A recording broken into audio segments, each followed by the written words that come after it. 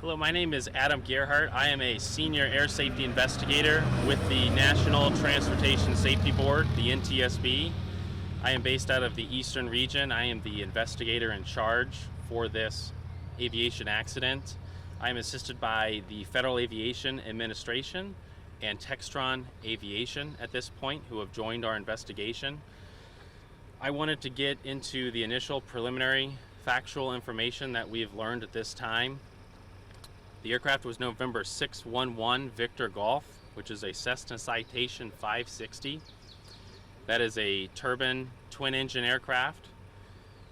The flight departed June 4th from Elizabethton, Tennessee to Long Island MacArthur Airport near New York City. The airplane at some point, which we will be, of course, evaluating extensively, became unresponsive during the en route portion of the flight to the New York City area.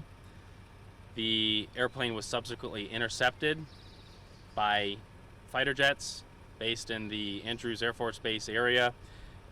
The airplane then subsequently crashed 2 to 3 miles north of Montebello, Virginia, in heavily wooded and rural terrain.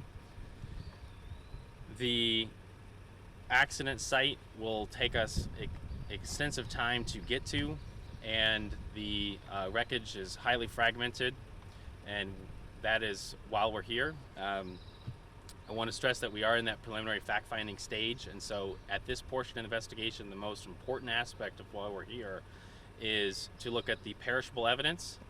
And the evidence, by what I mean by that, is with the passage of time, it's going to get a lot more difficult to collect that information. This NTSB safety investigation, basically everything is on the table until we slowly and methodically remove different components and elements that'll be relevant for this safety investigation. The airplane, the engines, the weather conditions, pilot qualifications, the maintenance records, all aspects will be, of course, items that we routinely look at. We expect to be here for at least 3 to 4 days, but we'll be here as long as it takes, of course. This will be a very challenging accident site. The wreckage will be recovered to a secure facility in Delaware, where it'll be perhaps helicoptered from the rural terrain that we have to access. Within 10 days, we will issue a preliminary factual report that will detail our findings from the on-scene investigation. That'll be available at ntsb.gov. The final report can take anywhere up to 12 months to 24 months, which will detail the factual analysis and probable cause for this investigation. I want to stress that we are here not only to figure out what happened, but why this happened, to prevent future accidents from happening again. We do want to express the NTSB's condolences for the lives lost in this accident. I'd also like to thank the first responders, the Virginia State Police, the local fighter assets, and the park police that have assisted the initial phases of this investigation. So I'd like to take a few questions at this time. What kind of evidence do you guys collect in, data, the weather as a factor, things like that? What are you guys doing when you guys walk back into these woods? So when we get to the accident site, it'll be basically sifting through what is available and looking at each component that might have some sort of piece of information that we can either further tear down in a laboratory and go from there on each piece that might reveal different systems that we'll look at in any investigation, but we'll be looking at particularly in this case.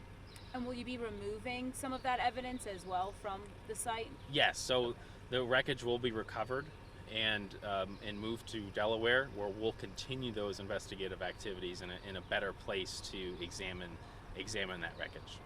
And a lot of questions that are still up in the air right now, I know, is the flight pattern that the flight took while it was still in the air. Can you talk a little bit about if it went into autopilot, or what could have happened? It could have returned to the destination it came from, or sort of what was going on when it was still up there? That will absolutely be a part of this investigation, of looking at when exactly did the pilot become unresponsive, and why did the airplane fly the flight track that it did fly We don't know that information yet, but we'll be, of course, looking at the avionics on board to figure out why that flight track transpired, and of course why the accident site is a few miles from here.